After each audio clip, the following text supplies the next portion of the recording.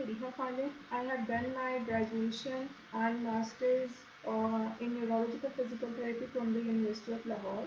And currently I am teaching as lecturer in University of Lahore and doing my clinical practice at Umar Medical Center, which is situated in Juhat and Lahore. So I'm thankful to Health Visual Association for inviting me for this webinar.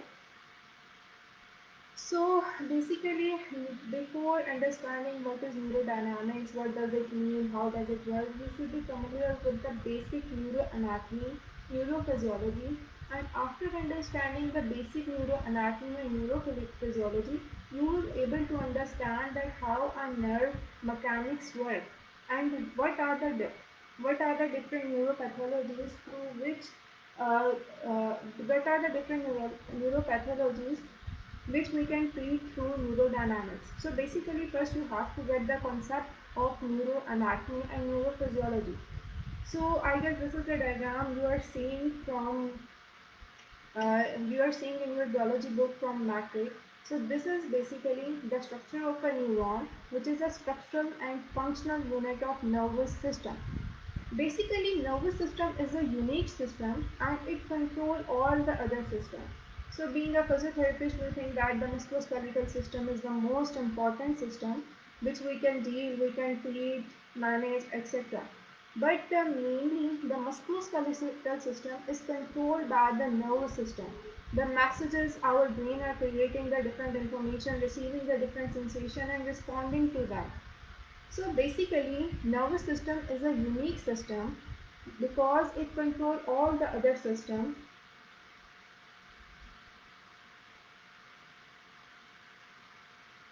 I hope कि मेरी आवाज़ अब जो है वो आप लोगों को क्लियर होगी क्योंकि I am speaking very loud and if you can't hear then please check your mobile volume और laptop volume.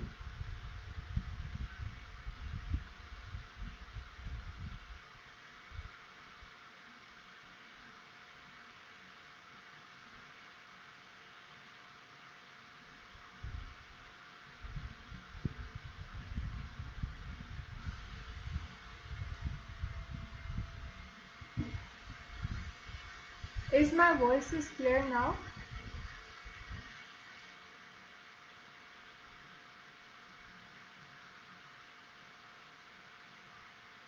So if you are having some issue, then please check maybe your uh, mobile or laptop voice volume is low. So kindly check it.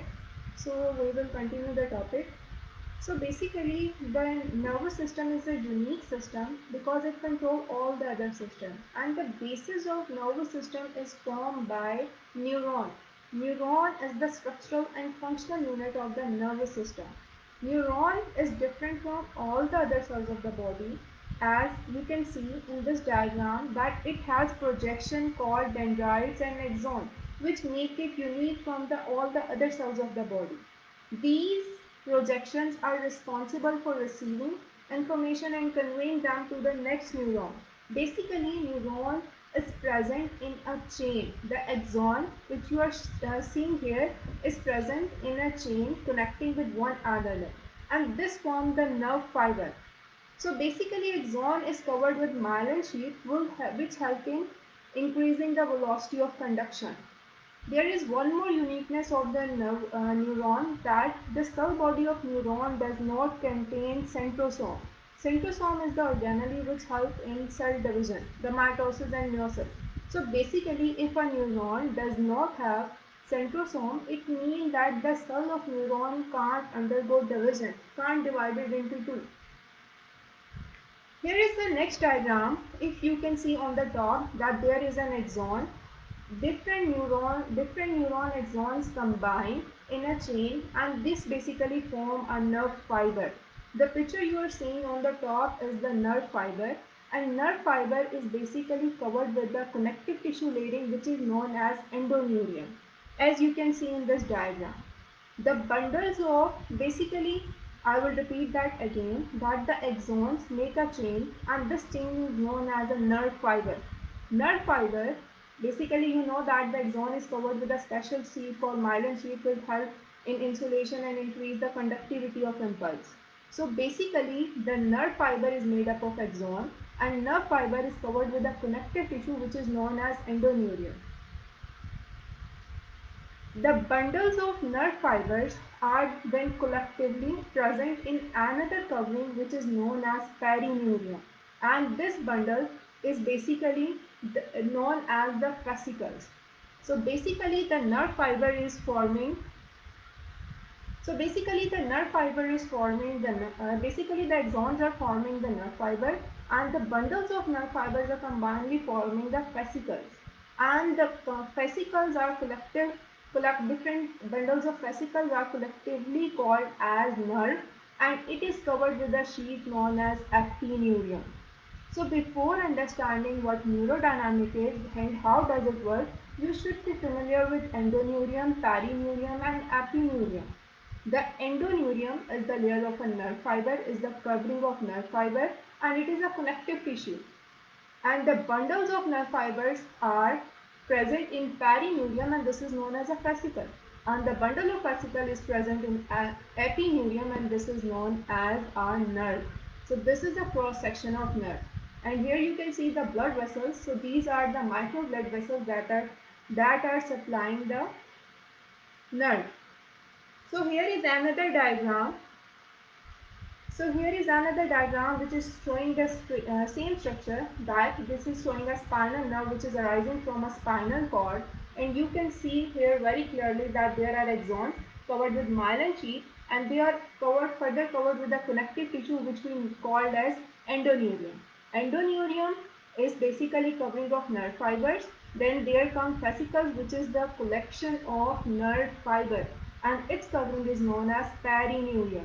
And the bundles of perineurium or fascicles are collected in another connective tissue which is known as apineurium. So basically, nerve uh, you, these connective tissue are called as the neural tissue. And basically, the purpose of neurodynamics, it is to mobilize these tissue, the adhesions forms in this tissue or the disturbance in this tissue which leads to the dysfunction or pain. So basically, neurodynamics help in the mobilization of this neural tissue which is epineurium, endoneurium and perineurium.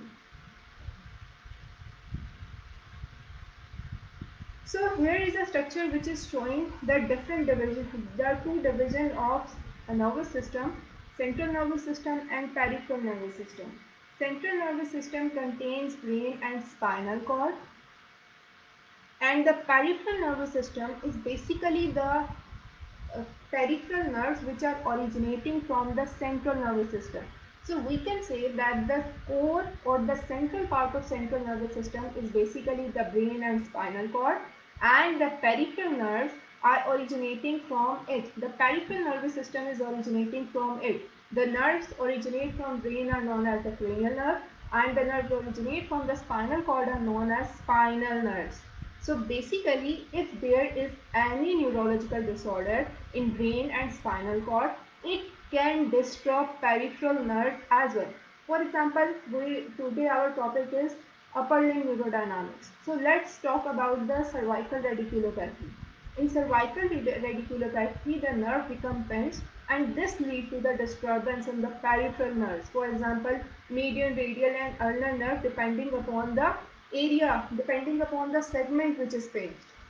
So basically, peripheral nervous system is an extension of central nervous system, and central nervous system is the core of nervous system which contain brain and spinal cord. So further uh, here come another connective tissue which are meninges. So basically, as you all already know that the central nervous system is protected by three coverings, which are known as meninges, which are pia mater, arachnoid mater, and dura mater. So basically, these coverings are also a neural tissue. So during mobilization can also basically in neurodynamics we can also mobile these coverings which are present in spinal cord. So basically the neural tissue contains the covering which are epineurium, perineurium, endoneurium, and also the meninges. Meninges are the protective layers that cover brain and spinal cord.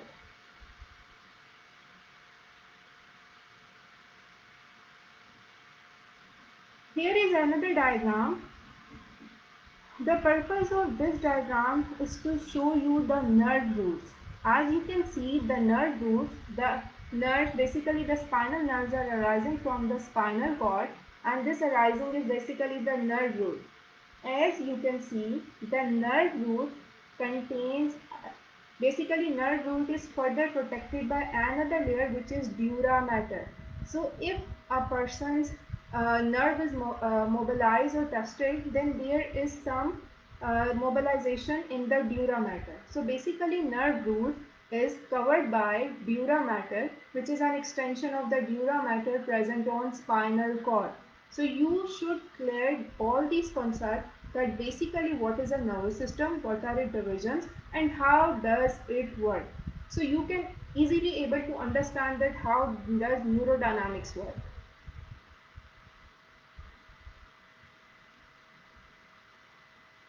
So let's talk about what is neurodynamics. Neurodynamics is basically a broad category in which we can assess that is there is any disturbance, dysfunction in the neural tissue, and it also contain its treatment. So neurodynamics is, you can say that neurodynamics is divided into two categories. One is the diagnostic, that you test is there any disturbance, dysfunction in the neural tissue, and the second one is the therapeutic, the treatment of the disturbance or the sign or symptoms present. So basically neurodynamics is a broad category which contain the assessment and the treatment of neural tissue. So basically, neurodynamics is the science of relationship between mechanics and the physiology of nervous system. That what is the function of nervous system and how does the nervous system mechanics work. So its association, the mobility and the function of nervous system association is linked with neurodynamics. So basically, as I already told you that the nervous system is divided into central nervous system and peripheral nervous system. So central nervous system is the core from which the peripheral nervous system originates. And peripheral nervous system is basically the 12 pairs of cranial nerves and the 31 pairs of spinal nerves. And the peripheral nervous system, as you already know, is further divided into autonomic nervous system and somatic nervous system. Here we will talk about the somatic nervous system. The anatomy of autonomic nervous system is quite different from this. So here we are talking about, we will be talking about the neurodynamics of peripheral nerve, which are the somatic nerves. So I already told you that neurodynamics is a broad category. It contains the diagnostic test and the therapeutic treatment. So if anyone want to assess, if you want to assess the nervous system of a person or a patient, first you do a neural examination, which is a traditional examination that you check about what part he is feeling, numbness, tingling, paresthesia, etc. You check that. So you check about the myotomes, dermatomes, reflexes. So this is the neural examination, traditional neural examination. Besides this, you can also check that is there any issue in the mobility of nerve, in the neural mobility. So neurodynamics assessment is basically a part of examination of nervous system, through which you can examine different peripheral nerves. So what is basically a neurodynamic assessment? So neurodynamic assessment is basically, it enable us to check the length and the mobility of nerves. So basically we can check the length and the mobility by providing tension to the nervous system, by providing or creating tension in the peripheral nerves. So basically these are divided into two tests, upper limb tension test and lower limb tension test. If we are checking the upper extremity nerves such as the median, radial, ulnar nerve, musculoskeletal nerve, axillary nerve, then these are upper limb tension tests. And if we are checking about the sciatic, femoral nerve, tibial nerve, etc., posterior tibial nerve, then we are checking the lower limb test. So basically today's our topic is upper limb test. So I hope you got the clear idea that what the neurodynamic is. Basically neurodynamic, I will repeat again, neurodynamic is a broad category It contains the diagnosis and the therapeutic. Mean you can check the neural tissue and you can treat it. So basically neurodynamic assessment is the diagnostic part, and neurodynamic mobilization, or also known as neural mobility, is basically the therapeutic part. So basically you can self-assess yourself. So take a brief break and check that how much you learned from these questions.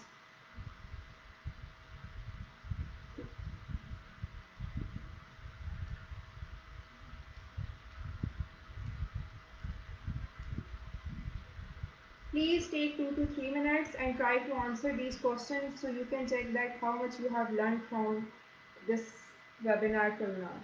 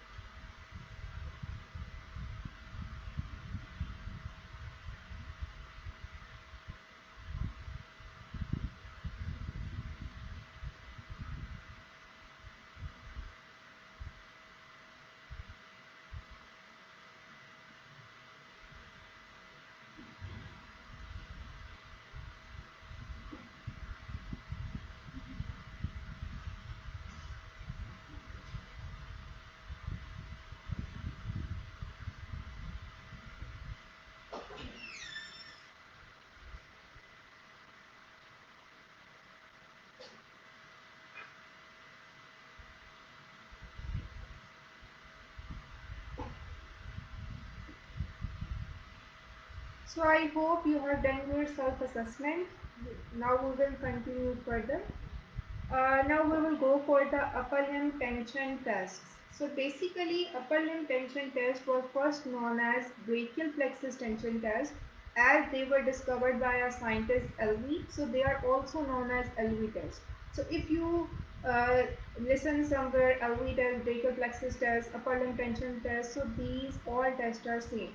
And there is one more name that they are also known as nerve provocation test, as if a person's neural tissue is disturbed, then these provoke the neural symptoms. That the person is feeling numbness, pain, paresthesia, then these tests will provoke these symptoms.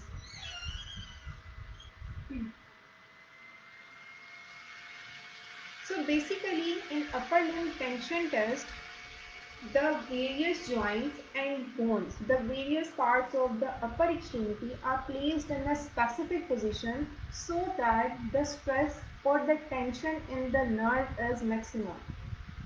And if by applying stress or by creating stress or tension aggravates the symptom, then this indicates that there is involvement of neural tissue or neural system in the patient's symptoms, in the dysfunction of patient.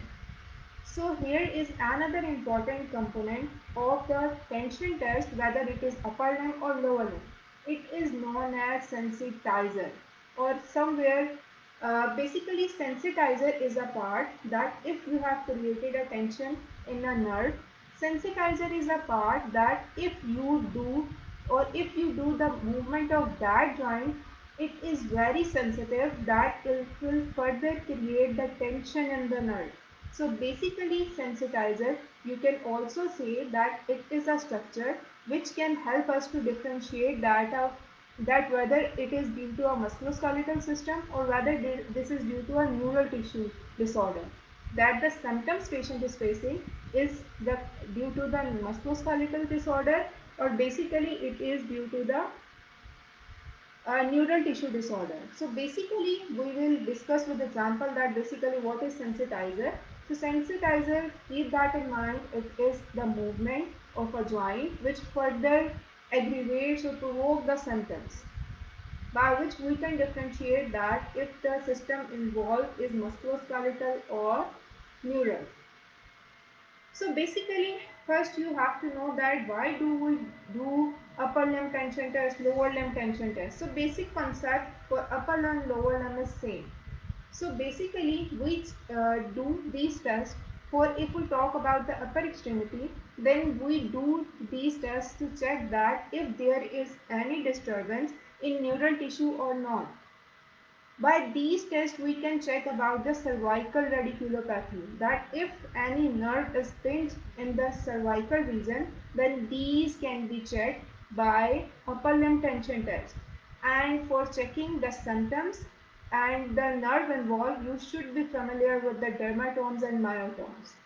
Due to the shortage of time, I didn't include it in this, but you should be familiar with the dermatomes and myotomes, that a specific nerve or spinal nerve would supplying which skin area and which muscle, by which you can easily differentiate that if a person is feeling pain or symptoms in this region, then this can be due to this spinal root or spinal nerve.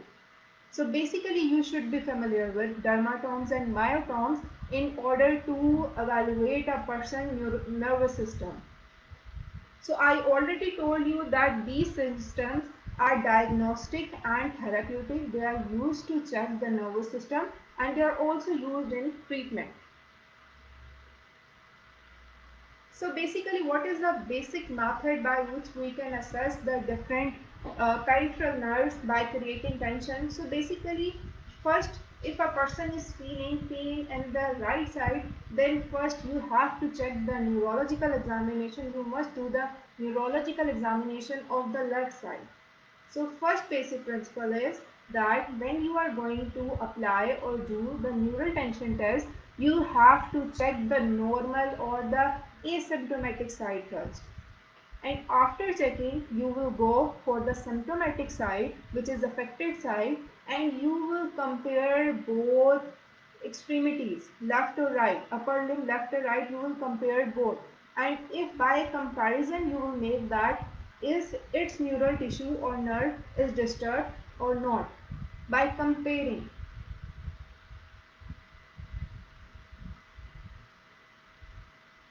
So basically, if we talk about the upper limb tension test, so there is a basic order that you should do this joint movement first, followed by respective joints. So if you are checking about the upper limb, you should first do the shoulder movement, followed by the forearm movement. Forearm movement means its supination or pronation. Wrist movement, fingers, whether flexion or extension. And lastly, you will go for the elbow. So you can, if patient has too much neurological disorder, so by uh, moving elbow at last, you will easily able to understand that patient is having neurological disorder or not. So basically this is the order, that first you should move shoulder followed by forearm, and then you will go for the movement of wrist and finger, and lastly the elbow. For all the nerves the movements are different, so here we can't specify that we will do shoulder abduction, internal rotation or external rotation, and for forearm we can't specify. So basically this is the concept or order of joint movement, that first you should move shoulder, then forearm, wrist, fingers, and lastly the elbow. And if the patient does not have pain or any issue, then you can add the sensitizer component. And in upper limb, the sensitizer component is side flexion of cervical spine, that you can add same side or opposite side of cervical flexion. So basically how we apply this cervical spine flexion, we will discuss it in the demo part, which will be after the end of this session. So I will explain you how we can add the cervical spine and how we can differentiate that this is basically the neural tissue involvement. And if in any initial movement, for example, when you have moved the shoulder, forearm, wrist, fingers in a specific position, and if you are moving, for example, let's suppose you are extending the elbow. If patient feel pain in the starting range, then you will not go for the further examination and you will not add the sensitizer component. You will stop at the point patient felt pain or symptom. or his symptoms are increased. So you will stop at that point. Now, what is the interpretation of the test we perform? The upper extremity tension test. What is the interpretation? If the patient symptoms aggravate, if the neurological symptoms of patient, for example, numbness, tingling, pain, aggravates by applying tension in nerve, so it means the neural structure is involved. And uh, to what limit an extremity can move. For example, if shoulder, elbow, for example, we'll take the elbow example. For example, in the first initial degree of the elbow extension, patient felt pain. It means that the mechanical interference in neural structure is quite much. So by the degree of movement, you can find the mechanical interference or the dysfunction of neural structure. So here go the self-assessment too. Please check up these questions that are you able to understand these questions or not. Then we will go to the last part, which is basically the practical part.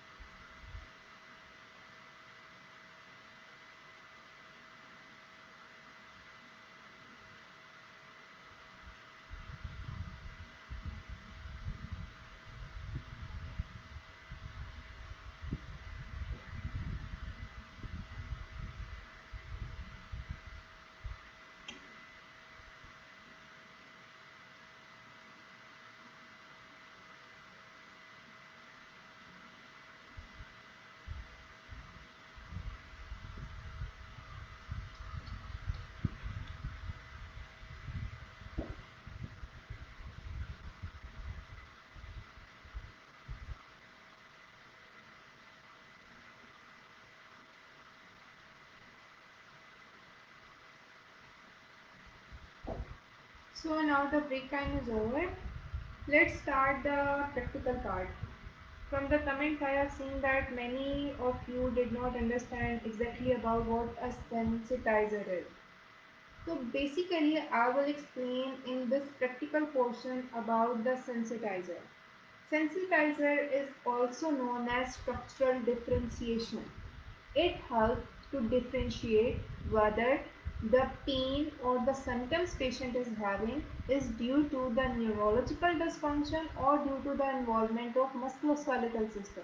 So basically the sensitizer, also known as structural differentiation, helps to differentiate between the involvement of musculoskeletal system or the neural system.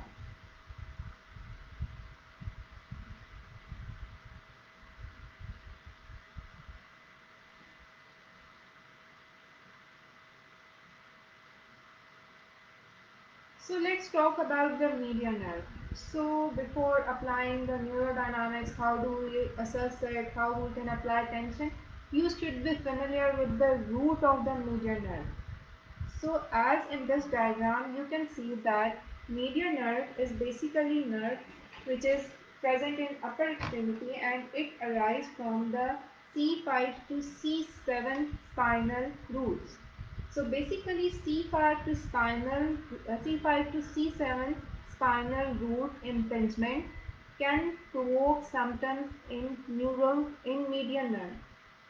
So basically, if in this picture you can see that if you see your palm, so the thumb, index finger, middle finger and half ring finger is supplied by the median nerve. Thumb, index finger, middle finger and half ring finger, as you can see on the top of the picture, is supplied by the median nerve. If a patient is feeling symptoms, numbness, tingling, the weakness of thenar muscle wasting in this area, then this means that the median nerve is involved.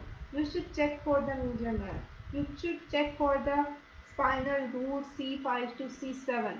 So basically, and how you can assess that these areas supplied by median nerve by knowing the dermatomes and myotomes. So you should know that what are dermatomes? Dermatomes are basically the nerve area of skin supplied by a single spinal root, and myotomes are basically the group of muscle supplied by a single spinal root. So you should be able to understand that which nerve is involved by knowing about the dermatomes and the myotomes. So basically, where how median nerve can be disturbed and how this uh, symptoms in median nerve can be provoked. There are syndromes such as CTS. You all will be familiar that in the anterior side of it there is a tunnel present which is known as carpal tunnel, and median nerve passes through it. If the median nerve entrapped in this, then this can provoke symptoms. So the second is post-Colles fracture. Post-Colles fracture is basically the fracture of distal part of radius near to the wrist. So if there is the fracture in the distal part of the wrist, then these can also provoke the symptoms of the median nerve, can lead to the involvement of the median nerve. And last, the C5 to C7 nerve root through which the median nerve is arising. So these are the common entrapments and syndrome which can lead to the dysfunction of median nerve.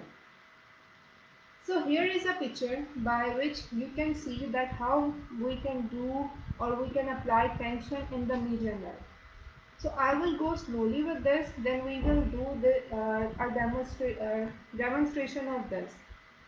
So basically, for tension test of median nerve, first you have to do the patient position should be spine in whether it is median, radial or ulnar limb. The patient position, best patient position is spine.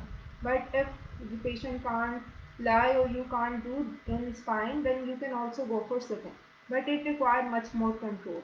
So basically, the first thing is that you have to depress the patient's shoulder. I will go slowly one by one that how we can create tension and how we can do the upper limb tension test for the median nerve, which is also known as upper limb tension test 1. So how we can do that? First step is patient position is spine. Second step is, as you can see in this picture, that the hand of the therapist is depressing the shoulder. So the second is to depress the shoulder. Third step in the median nerve tension test is to abduct the arm 110 degree. As you can see, the arm of the patient is 110 degree abducted. Further, you have to go with the flexion of elbow, that the patient position and the elbow should be at flexion of 90 degree. Then you will laterally rotate the shoulder and extend wrist and fingers, and then slightly you will extend the elbow. If patient feel pain in extending the elbow, then you will not perform the further test, and and you will keep the elbow flexed and you will apply the sensitizer part, which is basically the cervical side flexion. This will be more clear in the demo part. So I am just telling you about the movement so you can be aware that what will be the position of the upper extremity. to mobilize, to basically create tension in the median nerve, to create tension in the ulnar nerve. So basically, this is just a brief introduction that what will be the position. After that, we will go for the demo part. I will repeat again that for the median nerve, the patient position is supine. Therapist will depress the shoulder and then will abduct the arm 110 degree, and then the elbow will be flexed to 90 degree, because we will add the elbow component at the end if you remember the order. Then shoulder lateral rotation will be done, and wrist and finger will be in extension. Then slowly the patient elbow will be extended and check for the symptoms. And the sensitizer part in upper extremity tension test, whether it is median nerve, radial nerve or ulnar nerve, it is the cervical side flexion or rotation.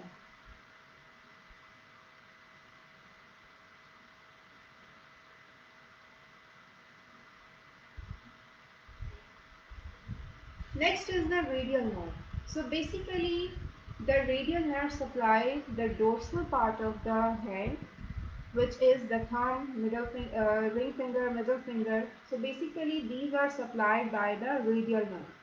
The dorsal part of the hand, the dorsal part of thumb, index finger, middle finger is supplied by the radial nerve, and its root value is C5 to T1. So how radial nerve can be involved and how it can disturb. So basically in De Quervain syndrome, or De Quervain tenosynovitis, the hand, the muscles of the forearm disturb. If there is inflammation of tenosynovitis, then this can lead to the disturbance in radial nerve. Second is the tennis elbow, which is also known as lateral epicondylitis. And if a patient have tennis elbow, then it can lead to the pain and the distribution of radial nerve. Next is post-humeral fracture, and if a person has a humeral fracture, then this is very common cause of radial palsy. And next is the root, spinal root, which is basically the C5 and C6. If there is entrapment, if there is an issue, pinching of nerve of these spinal root, then this can lead to the neural symptoms or radial nerve palsy. Now discuss about the position, that how we can apply stress in the radial nerve. So basically, first is the same, that we will depress the shoulder. Second is the slight abduction of arm, which is almost 10 degree. Then we will flex the elbow at 90 degree, because according to the order we have to apply or add the elbow movement at the end. After that, we will go for the pronation of forearm and the flexion of wrist and fingers. So now you can see that the radial nerve is passing from the dorsal side. How we can apply tension or stretch in this nerve? By flexing the arm. And medial nerve was passing from the anterior side, and how we can apply the stretch? By extending the arm. And last is we will slowly add the elbow extension. If patient feel pain in elbow extension, then we will not go further. And same, the sensitizer in this movement is basically the same, cervical side flexion and rotation.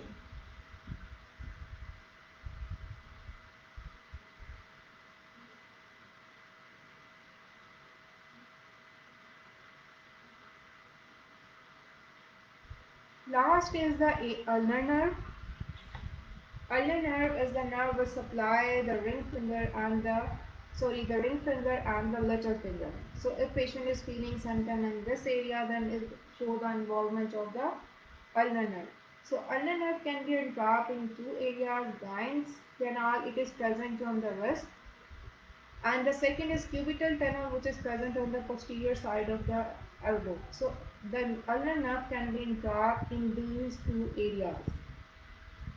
So how we can do the upper limb tension test for the ulnar nerve? So we will see that Ulnar nerve root value is C8 to T1. So if a patient nerve spinal root C8 to T1 is imbalanced, then this can also lead to symptoms in the ulnar nerve. Next, the same first step is depress the shoulder. Then there will be the abduction of shoulder 90 degree. 90-degree abduction of the shoulder and the pronation. After the pronation, the wrist and the fingers will be extended, leading to the slight lateral rotation of the shoulder. And after that, the patient's fingers will be moved towards the ear. So this is how the ulnar nerve tension test is done. Almost our lecture is over. Then we will go for the demonstration. But there is one more thing I want to explain as the neuromobilization or neural mobility. So basically neural mobilization or neuromobility or neurodynamic mobility or mobilization, these are all the same thing and it means the therapeutic effect of neurodynamics, that the treatment we can do to treat the neurological disorder or the neural tension. So neuromobilization is basically the mobilization of neural tissue, which we have discussed. Neural tissue was basically the epineurium, perineurium and endoneurium and the meninges. So basically the mobilization of these three layers of nerve and the meninges in order to treat different neurological dysfunction is known as neuromobilization, neurodynamic mobilization or neural mobility. So this was our today lecture. Now this is the last self-assessment, so you can assess yourself and after that we will go for the demonstration part.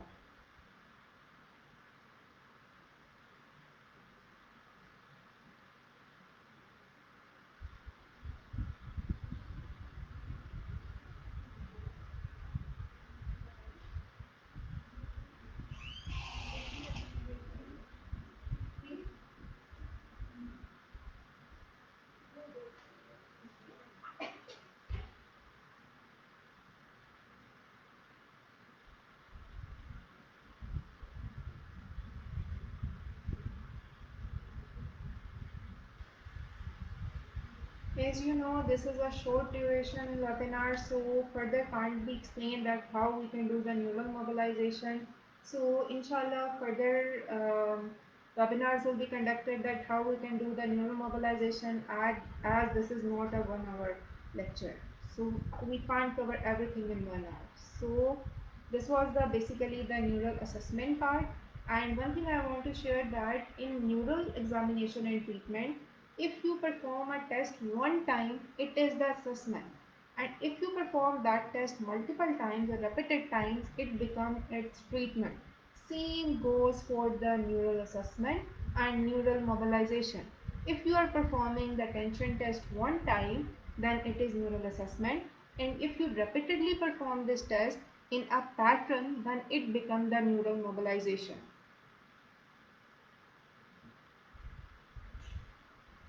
I hope this is clear. I will share a performa for the feedback. Please fill that performa so we can know that if it was informative for you or not.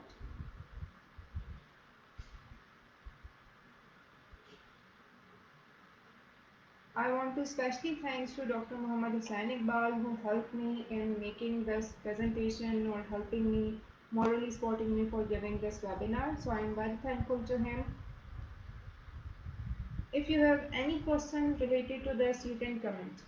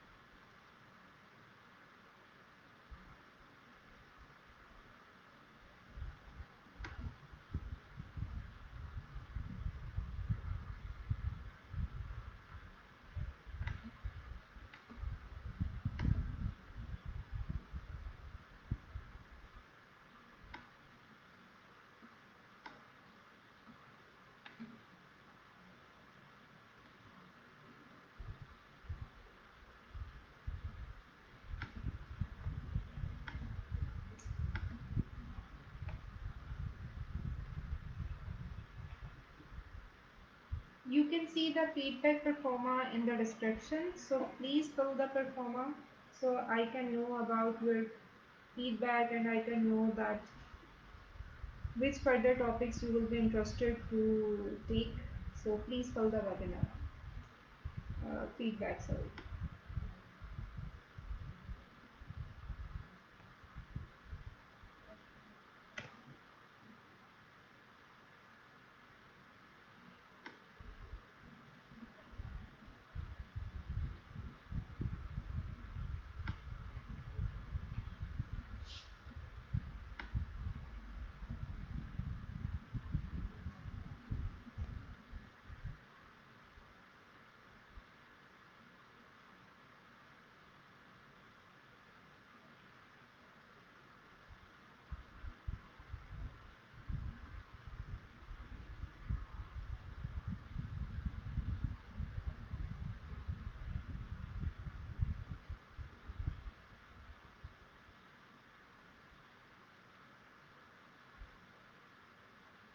Now we will go for the demonstration part, inshallah.